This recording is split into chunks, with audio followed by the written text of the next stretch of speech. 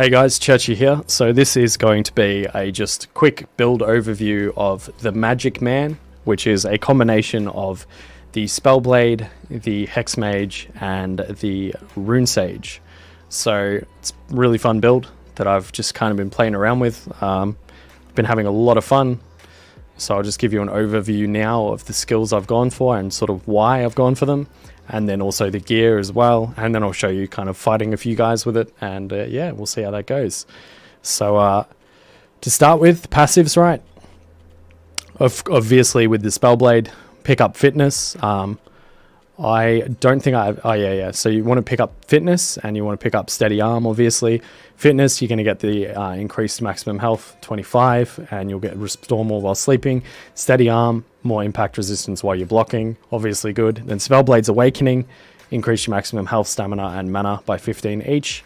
And then in the active side on that tree, I went for Infused Frost. Doesn't matter really, you can go for Infused Frost or Infused Fire. I just went for Frost because a lot of the other characters I've made, I've gone for Infused Fire. And then Elemental Discharge is the main skill that you kind of want for that, because that's going to go into your quick slots. It's the skill that I use the least in this build, but it's nice to have, gives you a bit of versatility. Obviously these skills make you that little bit buffer, which comes into play, you know, quite a bit with this build sometimes. But then yeah, moving on, the next one I want to talk about would be the Rune Sage. So the Rune Sage, basically you get the runes, obviously Des, Egoth, Thal, Shim, and then passive skill wise, well, a mana, that's just the breakthrough, obviously really good, increases your mana by 40. Arcane Syntax, gain more advanced rune combos, very good obviously. This is the interesting one with this character. Part of what I wanted to do was I didn't want to go for Arcane Prefix that makes everything more powerful. As part of this build, I wanted to go for Internalized Lexicon, because that removes the need for you to have a lexicon equipped in your offhand to cast the runic spells. So then that means that you can effectively do all of these cool combinations while also having something like a big chunky shield in your offhand, which I wanted to be part of this build as I developed it. So yeah, then that kind of will come into play when I talk more about like how the skills kind of function in combat, but we'll get to that. Then the third one is basically the Hex Mage. I haven't actually got Lockwell's Revelation yet, but that will come into play as well. But yeah, so on the Hex Mage, obviously Jinx, Torment, and Rupture. These three skills are absolutely insane and combo really well together. Jinx for implying I'll talk more about all that in a minute when I actually show you kind of in combat what you want to do with them. But yeah, then the other important ones is basically Bloodlust, Breakthrough, but that's really, really handy because for every enemy like that you kill, you'll recover burnt health, stamina, and mana. So that makes it really easy to just keep on functioning and keep on fighting and not having to like stop and camp and rest and stuff. Nightmares, I just got it because it's fairly useful. Like if you want to like burn less max mana when you sleep, but then you'll also recover less max stamina, but it doesn't really matter because stamina is not as entirely important on this character. So they're sort of the main ones I went for, and then obviously you've got just other random skills that I picked up along the way. The really important ones is armor training, because you'll be using runic armor, or at least that's what I'm using. So that's just good to reduce some of the movement penalties. Fast maintenance, always good. Those are on the mercenary tree. Weather tolerance on the shaman tree, always handy to have. And I've also got a couple of things from like other trees, which I'll show you as well. So slow metabolism on the warrior monk tree, that's always good to have as well. But yeah, then you've also got I picked up pressure plate training. You don't need that for this build. I just got it because when I was putting the characters together, it was handy. Active skills, always nice to pick up focus from the warrior monk and enrage from the wild hunter. Those are just handy skills to have. But yeah, let's kind of like approach a combat situation. But first I'll quickly go through my gear as well, what I'm sort of using. So the kind of the end game setup that I've kind of settled on for now is Gold Lich Mask, nice physical resistance, You've got lightning resistance, fire resistance, some impact resistance, most importantly, negative 25% mana cost. You've got runic armor, protection, physical resistance, some impact resistance, a little bit of a damage bonus. That's not, you know, it helps, whatever. It's not super important. The mana cost is nice, but basically this is just like a nice kind of chunky, kind of tanky armor. And then runic boots I've gone for as well. Buzu hide backpack, mainly because it's got good capacity and it doesn't interfere with your dodge roll, which I find really important for these kind of builds that like you want to get up close but have the ability to dodge and kind of move around. Sunfall axe. I've also got the Skycrown mace now, but this kind of allows me to switch back and forth between physical fire and physical ice, like cold damage. But yeah, they're pretty good. And I've got the Angler shield, which is the awakened version of the Slumbering shield from the Three Brothers DLC.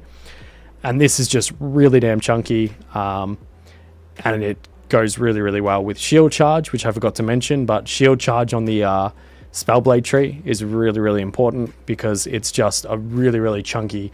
With this shield, it's really damn chunky and damaging, and you do a heap of impact. So it works out really, really well.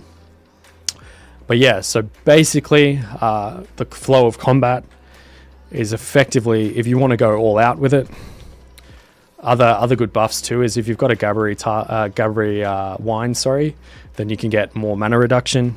So that will be at 55. I've also got the mage tent. I may as well sleep in it for an hour just to show you. But this will add like another 15% mana cost reduction. You only have to sleep in it for like an hour to get the buff. So you do that. Just gonna swig a little bit of beer while I wait. Oh, that's good. Alright, so now we've done that. So now you can see we've got the buff from that. So negative 15% mana cost of abilities. So then that brings us up to negative 50. If you have a Gabri wine, then that brings it to negative 70, which is pretty insane. And you can kind of just spam a bunch of stuff. And then, yeah, that can be really, really helpful. But yeah, so basically, like, you know, obviously before a fight, you just want to like use the usual kind of thing, use some items to get stamina regen going, get mana regen going. One thing that I will quickly mention as well is like if you get the tide effect on you as well, then that can be really helpful. I haven't got Lockwell's Revelation yet, but that means that if you have the tide status, you'll also get 15% elemental damage. If you're very tired, it's 30% extra elemental damage. But very important is you'll get 0.2% or whatever, 0.2 mana regen per second. So that's really, really helpful and just stacks really nicely with all the other stuff going on. So that can be very, very useful. But generally, before a fight as well with these skills, basically what I'll do is I'll do a Des and then an Egoth. That gives me runic protection. Then if I need to later during a fight, I mean, I'll put these back on again, but just to demonstrate, if a fight starts to go bad, I can kind of back off and then use, use Egoth and then Des, and that combines and it'll give you a runic heal, which heals like 40 health or something, which is pretty damn nice. But I'll put that back on. And then I'll also get the lantern going. This is just if I want to go all out in a fight. So I'll get the lantern going. I might back up for a minute just to, because I'm still talking and there were bandits around. But yeah, then by having that up, the reason I have Des not in the quick slots is because you don't really need it, because you only really need it, as far as the way this build functions, you only really need it for those skills. So it's pretty easy to just have it in here with all these other buffs and stuff. May as well drop these as well. And because I'm going all out, I'll also apply a varnish or like rag just so I can use my elemental discharge. So now that that's all done, now I have a lot of options. I can use Jinx to inflict random debuff hexes on enemies. Then I could use Torment to detonate those. I mean, to cause the effects of those to occur and do a little bit of damage. And I can keep on spamming that. And then when I want to, I can use Rupture, which will then detonate those hexes and cause a massive bunch of AoE damages. I also have the option to do a fell shim, and that will cause, because I've got my lantern up already, that will cause a runic lightning. And then yeah, I can also like do ethereal traps in that, but I haven't really bothered with that. I think it's like shim Egoth or whatever, but I haven't really needed it. And then you can like detonate it as well. But also you have the option to use your elemental discharge when you've got a varnish or rag on your weapon. So that's just even more versatility. So it's more spells that you can cast. And also because you've got like varnishes and stuff going on and pretty decent weapons, you're doing a nice chunk of damage like in melee. And this shield, like I said, with the shield charge just really comes into play and can absolutely dominate. So I'll kind of demonstrate the flow of how a fight usually sort of goes. I'll just try and show off everything a little bit. But yeah, let's go and fight some bandits. If I can find them, they might have wandered off. Or they might have fought this guy up here. I don't know where they've gone. That's alright. So yeah, just to demonstrate as well, Jinx you can cast without aggroing the enemy. So that can be like really, really effective because you can get up close, tab onto them, do a few of these. They won't aggro. The Hex Mage is really, really overpowered. You can kind of get away, honestly, with just using the Hex Mage part of this, but if you get lucky, you'll get a few different hexes up on it. I keep getting the same ones, but we'll try one more time, see what we get.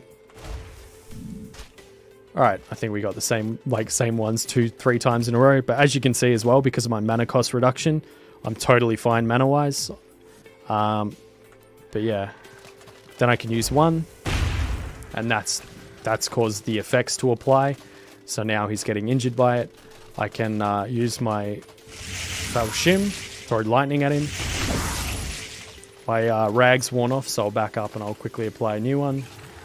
Usually I wouldn't do that because it's just way too close, but I want to demonstrate as well that then you've got the option of elemental discharge. He's going to burn to death. That's all right. But yeah, so very, very easy. So that's that part of it. Another quick thing I'll mention, always nice, regardless of build, always nice to have a Pearlburn mask and Master Trader boots, so that when you're traveling between areas or fights or whatever, you can use those to get there more quickly, basically. And then there was a bandit marsh captain somewhere up here that I wanted to demonstrate some stuff on. I hope he's still around. He might have disappeared too. Looks like there's some stegosaurs I can fight though.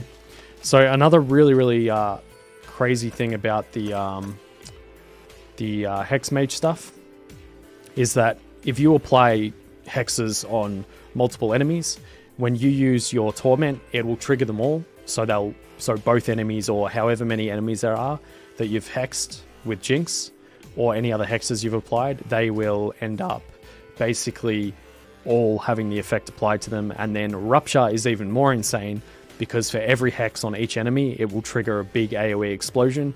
So if you have like 2 hexes on one enemy, 2 on another, each of those will go boom, boom. So you'll end up with 4 total big damage explosions. So if you kind of kite enemies and lure them close to each other, you can use it to do some like absolutely insane damage. I'll try and demonstrate that now. Looks like this guy is here. He's killed those stegosaurs, so he is hanging around. But let's go ahead and try and hex him a little bit.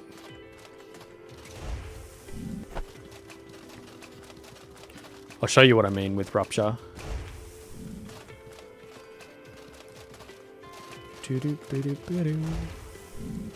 Alright, so then if I Rupture him, bang, bang. So you saw those 2 explosions. They both will do a big AoE explosion. So if you've got another enemy with other hexes, they'll all trigger. So if you've got 2 bandits chasing you and they've both got like a couple of hexes on them and you do that, they're going to damage each other with their AoE explosions and take damage themselves.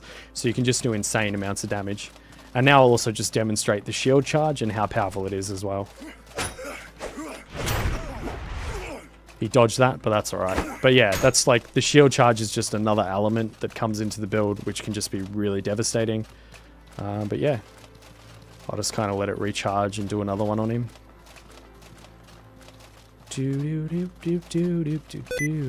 Oh no, I've done sticky keys. Go away, sticky keys. I thought I'd turn that crap off. It must have reset in an update or something.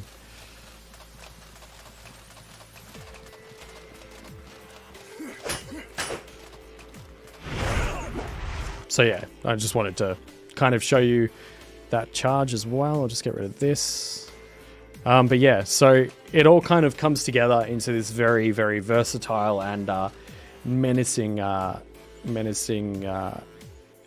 kind of build that's very versatile and effective, I've found.